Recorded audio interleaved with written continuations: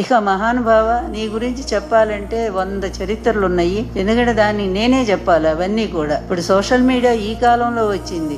ఆ రోజు అసలు సోషల్ మీడియా లేని కాలంలో కూడా ఎన్టీఆర్ గారిని పదవి దించడానికి ఈ ఈనాడు పేపర్ని అడ్డం పెట్టుకొని, ఇది ఒక పెద్ద బ్రోకర్ పేపర్, అది ఈనాడు పేపర్ అనేది. ఎన్టీఆర్ గారు ఏనాడో చెప్పాడు అది చెత్తపుట్లో వేయాల్సిన పేపర్ అని. ఆ రోజు కూడా ఈ సోషల్ మీడియా లేని రోజుల్లో కూడా మా మీద ఈ ప్రభుత్వాన్ని లాక్కోవటం కోసం ఆ రోజు ఎన్టీఆర్ గారు నేను కష్టపడి సాధించుకున్నటువంటి అధికారాన్ని మీరు ఎన్ని విధాలుగా దుర్మార్గంగా రోజు పేపర్లో నీచమైన రాతలు, నీచమైన కార్టూన్లు అన్నీ కూడా వేసి, మరి ఇంతకంటే ఉన్మాద చర్య ఇంకొకటి ఉందా? నేననే మాట కాదు కదా.